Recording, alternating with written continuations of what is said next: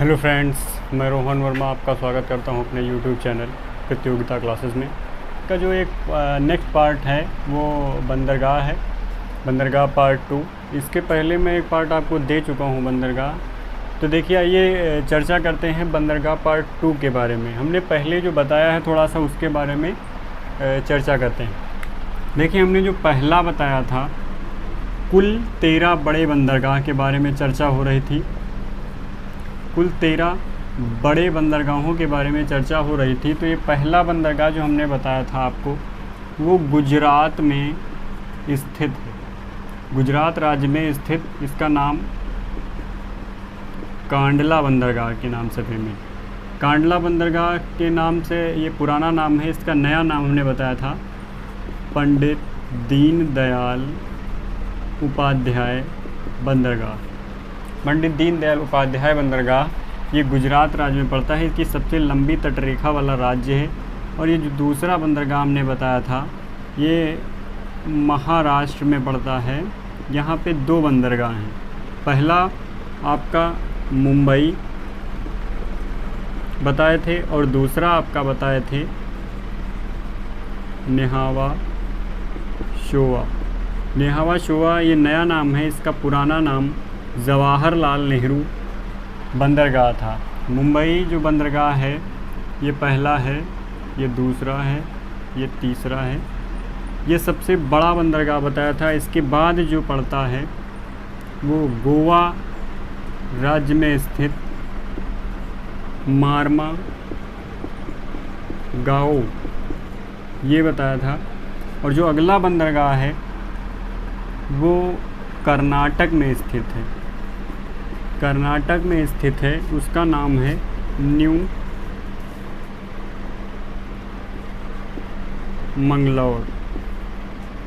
मंगलौर बंदरगाह। ये कंद्रेमुख की पहाड़ी के नीचे से लौह अयस्क के निर्यात के लिए ये बंदरगाह फेमस है। और ये अगला जो बताया था हमने वो केरल राज्य में स्थित है, कोच्चि बंदरगाह। कोच्चि बंदरगाह, इसको अरब सागर की रानी भी कहा जाता है।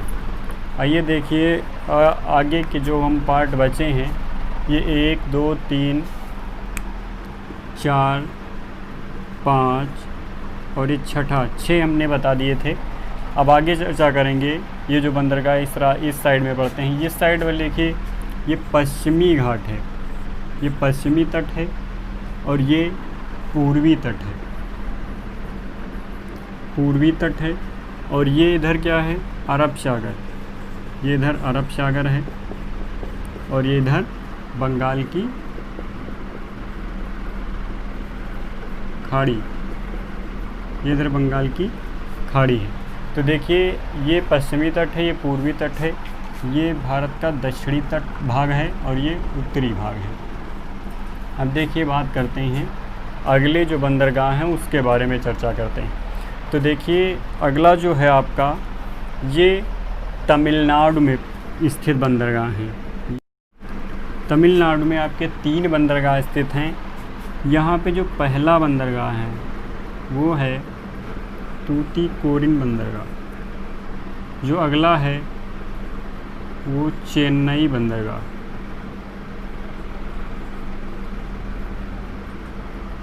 अगला है एन्नोर बंदरगाह। कहते हैं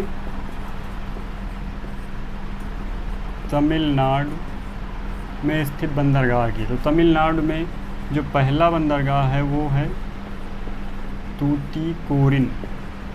तूतीकोरिन, इसका दूसरा नाम जो है वो है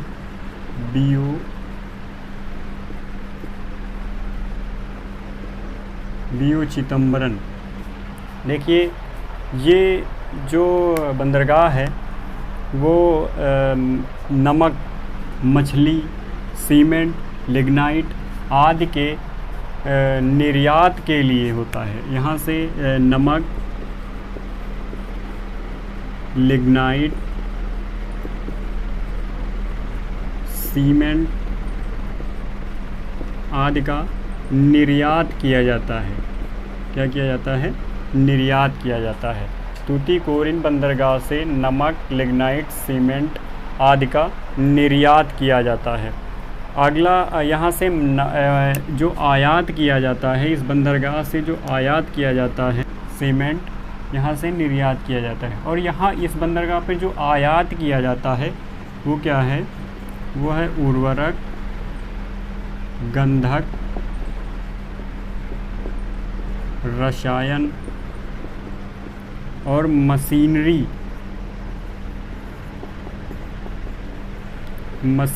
जो सामान है वो यहाँ पे आयात किया जाता है। क्या किया जाता है, देखिए इसके बारे में थोड़ा डिटेल।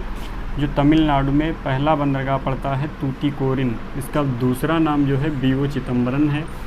यहाँ पे जो निर्यात किया जाता है वो है नमक, लिग्नाइट और सीमेंट निर्यात किया जाता है। और यहाँ पे जो आयात किया जाता है वो है उर्वरक, गंधक, रसायन, मशीनरी, इंजीनियरिंग मशीनरी सामान जो होता है वो आयात किया जाता है इस बंदरगाह पे। तो देखिए चेन्नई बंदरगाह,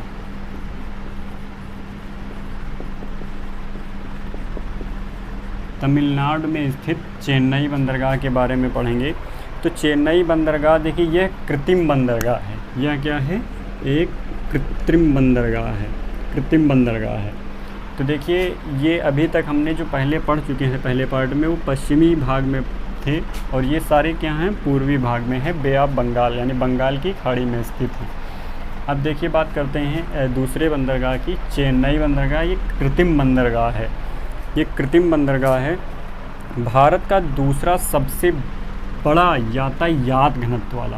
अब देखिए बात करते हैं सबसे बड़ा जो बंदरगाह है वो महाराष्ट्र में स्थित है, मुंबई सबसे बड़ा। और भारत का दूसरा सबसे बड़ा यातायात घनत्व वाला जो बंदरगाह है वो है आपका चेन्नई बंदरगाह। और चेन्नई बंदरगाह क्या है, कृत्रिम बंदरगाह है। ये एक कृत्रिम बंदरगाह है और यहाँ पे दूसरा सबसे बड़ा यातायात घनत्व वाला बंदरगाह है। और बात करते हैं भारत का सबसे पुराना कृत्रिम बंदरगाह कहें तो ये भारत का सबसे पुराना कृत्रिम बंदरगाह है। आगे चलते हैं, नेक्स्ट बंदरगाह की बात करते हैं। नेक्स्ट बंदरगाह है आपका एन्नोर बंदरगाह। ये भी आपके तमिलनाडु राज्य में ही पड़ता है। एन्नोर बंदरगाह जो है ये भी आपका तमिलनाडु में पड़ता है। देखिए एन्नोर बंदरगाह का जो निर्माण किया गया, एन्नोर बंदरगाह का जो निर्माण किया गया वो इसलिए किया गया क्योंकि चेन्नई बंदरगाह का दबाव कम करने के लिए एन्नोर बंदरगाह का निर्माण किया गया। चेन्नई बंदरगाह का दबाव कम करने के लिए, जैसे यहाँ पे महाराष्ट्र में क्या था, जैसे यहाँ पे महाराष्ट्र में था कि मुंबई बंदरगाह का दबाव कम करने के लिए न्याहावा शोवा बंदरगाह का निर्माण किया गया था, उसी तरह से चेन्नई बंदरगाह का दबाव कम करने के लिए एन्नोर बंदरगाह का निर्माण किया गया। बस यही है इसकी डिटेल। अब बात करते हैं अगले नेक्स्ट बंदरगाह की, जो आंध्र प्रदेश में पड़ता है। ये तमिलनाडु का एरिया है, ये आंध्र प्रदेश का एरिया है।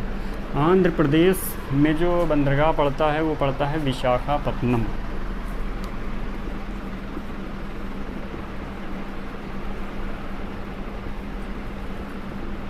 विशाखापट्टनम, देखिए विशाखापट्टनम बंदरगाह की जो एक ख़ास बात है,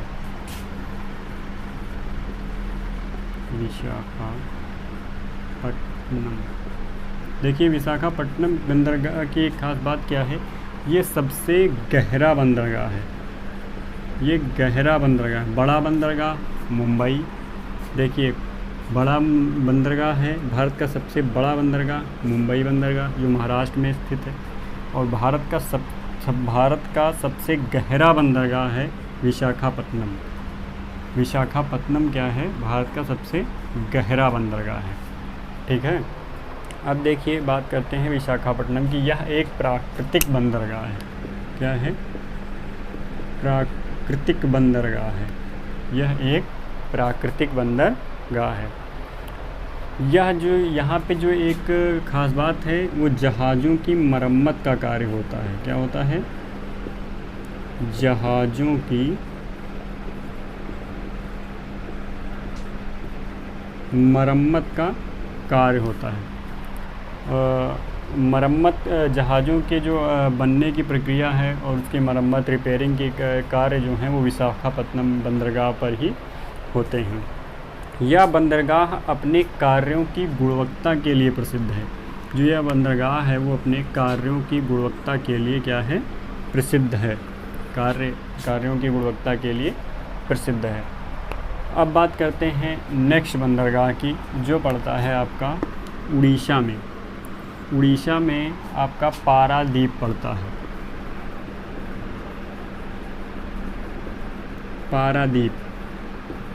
पारादीप बंदरगाह, उड़ीसा में आपका पारादीप बंदरगाह पड़ता है।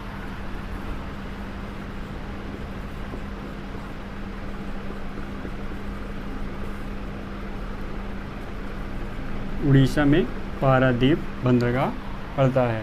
देखिए, पारादीप यह कोलकाता और विशाखापत्तनम के बीच में स्थित है। यह बंदरगाह जो इसकी एक ख़ास बात है, ये कोलकाता यानी पश्चिम बंगाल, ये कोलकाता बंदरगाह है आपका। यहाँ पे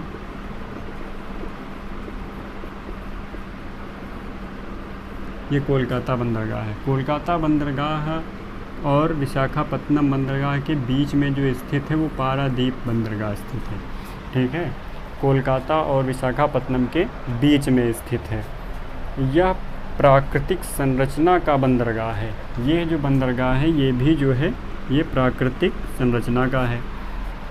इसकी खास बात क्या है? ये कोलकाता और विशाखापत्तनम के बीच में पड़ता है। यह पारादीप जो है वो प्राकृतिक बंदरगाह है। अगला जो पॉइंट है इसका, इस बंदरगाह से बिहार और उड़ीसा, इस बंदरगाह से बिहार व उड़ीसा से खनिजों का निर्यात किया जाता है। बिहार व उड़ीसा से खनिजों का निर्यात किया जाता है। इस बंदरगाह से बिहार व उड़ीसा के खनिजों का निर्यात किया जाता है। आगे की जो बात है इसमें, खनिजों का निर्यात किया जाता है और इस बंदरगाह से मशीनें, उर्वरक, गंधक और उसका आयात किया जाता है। जो भी मशीनरी सामान होता है उसका आयात किया जाता है। अगला जो आपका बंदरगाह है वो कोलकाता है। कोलकाता बंदरगाह के बारे में जानकारी लेंगे। कोलकाता बंदरगाह ये कहाँ पड़ता है? ये पश्चिम बंगाल में पड़ता है। पश्चिम बंगाल। ये बंदरगाह जो है ये पूर्वी तट का सबसे बड़ा बंदरगाह है। देखिए, अब बात करते हैं सबसे बड़े बंदरगाह की। तो सबसे बड़ा जो बंदरगाह है, चाहे वो पश्चिमी तट हो चाहे पूर्वी तट हो, सबको मिला के अगर बात करें, अगर सबसे बड़ा बंदरगाह तो वो महाराष्ट्र में मुंबई बंदरगाह है। अगर पूर्वी तट की बात करें तो पूर्वी तट का जो सबसे बड़ा बंदरगाह है वो कोलकाता बंदरगाह है। क्या है? वो कोलकाता बंदरगाह है। ये कृत्रिम बंदरगाह है। अभी हम आपको कृत्रिम और प्राकृतिक बंदरगाह के बारे में और तटों के बारे में थोड़ी सी जानकारी देंगे। कोलकाता बंदरगाह जो है वो कृत्रिम बंदरगाह है। कृत्रिम बंदरगाह। कोलकाता बंदरगाह क्या है? पूर्वी तट का सबसे बड़ा बंदरगाह है और कृत्रिम बंदरगाह है। अब आगे देखते हैं, बात करते हैं। यह पूर्वी तट का सबसे बड़ा तथा भारत का दूसरा सबसे बड़ा बंदरगाह है। अब देखिए, हम बात करते हैं पूर्वी तट का सबसे बड़ा बंदरगाह कोलकाता है और भारत का दूसरा सबसे बड़ा बंदरगाह कौन सा है? कोलकाता। पहला कौन सा है? मुंबई। दक्षिण में एक हल्दिया बंदरगाह जो है वो विकसित किया जा रहा है। हल्दिया बंदरगाह को विकसित किया जा रहा है।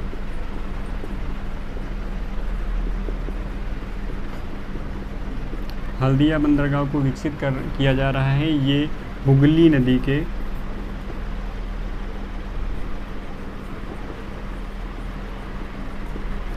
तट पर है, हुगली नदी के तट पर स्थित है। देखिए हुगली नदी पर कोलकाता बंदरगाह भी स्थित है, हुगली नदी पर हल्दिया बंदरगाह भी विकसित किया जा रहा है। तो देखिए इनको मिला के आपके 14 बंदरगाह हो जाते हैं पूरे। जो हल्दिया को मिला लिया जाए तो 14 बंदरगाह हो जाते हैं, नहीं तो आपको 13 बड़े बंदरगाह के बारे में जो जानकारी प्राप्त हुई। अब आइए चलते हैं थोड़ी सी और अलग जानकारी प्राप्त करते हैं इसी के बारे में। तो देखिए कितने बंदरगाह के बारे में पढ़े। ये पश्चिमी तट है,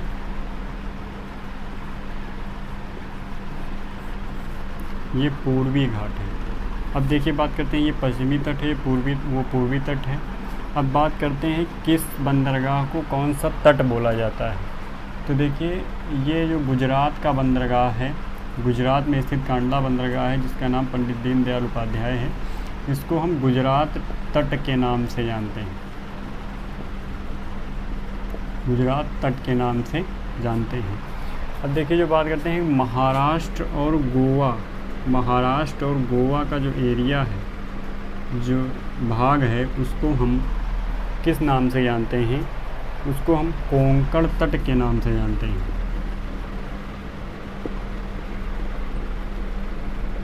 कोंकण तट के नाम से जानते हैं।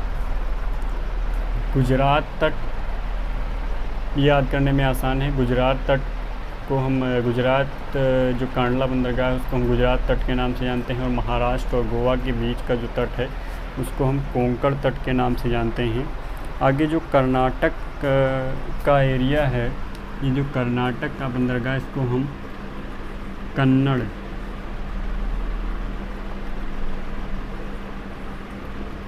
तट के नाम से जानते हैं, इसको हम कन्नड़ तट के नाम से जानते हैं। अब जो केरल का भाग है यानी कोच्चि बंदरगाह जो है, उसको हम मालाबार तट के नाम से जानते हैं, मालाबार तट के नाम से जानते हैं। इधर वाला जो एरिया है आपका पूर्वी तट वाला, तो देखिए पूर्वी तट वाला जो एरिया है उसको हम दो भागों में बांटते हैं। देखिए जो एक यहाँ से विशाखापत्तनम को डिवाइड करते हुए बीच से एक नदी निकली है जिसका नाम है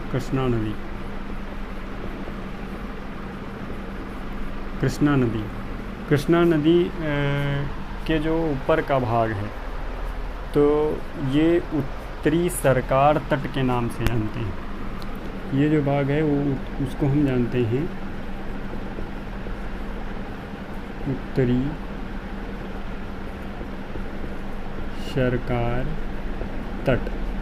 सरकार तट। ये जितने भी घाट आएंगे, जैसे कोलकाता है, हल्दिया है, पारादीप है, ये जितने भी बंदरगाह आएंगे उत्तरी सरकार तट के नाम से जाने जाएंगे। और जो इसके नीचे का भाग है वो कोरोमंडल के नाम से जानते हैं इसको। जो ये नीचे का भाग है इसको हम कोरोमंडल तट के नाम से जानते हैं। अब देखिए बात करते हैं थोड़ी सी और। देखिए जितना भी उपजाऊ एरिया है वो सब आपका बंगाल की खाड़ी यानी पूर्वी क्षेत्र में पड़ता है। जितना उपजाऊ क्षेत्र है वो सब आपका पूर्वी तट पर यानी बंगाल की खाड़ी की तरफ पड़ता है। आपका एक बंदरगाह और है जो नीचे आपका स्थित है अंडमान निकोबार द्वीप समूह में, वो आपका 13वां बंदरगाह है। 13वां जो बंदरगाह है वो आपका पोर्ट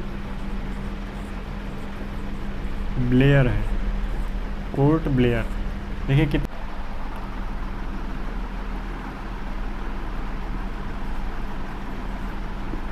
4, 5, 6 और ये तूतीकोरिन 7, चेन्नई 8, एन्नौर 9, विशाखापत्तनम 10, पारादीप 11 और ये कोलकाता 12 और ये 13। और ये एक और हमने बताया था कि भी पूरी तरह से विकसित नहीं हुआ है, ये इसका जो निर्माण कार्य है वो चल रहा है, ये 14वां आपका हो सकता है।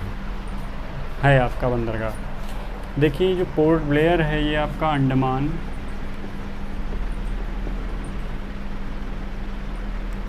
निकोबार द्वीप समूह में पड़ता है। अंडमान निकोबार द्वीप समूह में पड़ता है पोर्ट ब्लेयर।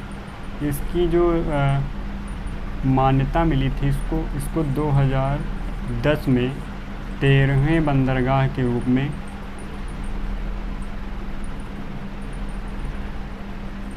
मान्यता मिली थी। 13वें बंदरगाह के रूप में मान्यता मिली थी। तो देखिए ये आपने इतनी जानकारी ले ली। तो हम 13 बड़े बंदरगाह के बारे में चर्चा कर चुके हैं। आज तक का ये वीडियो यहीं तक। आशा करते हैं आपको ये जो बताया हमने वो समझ में आया होगा। अगली वीडियो बहुत ही जल्द आपको मिलेगी। नमस्कार, धन्यवाद।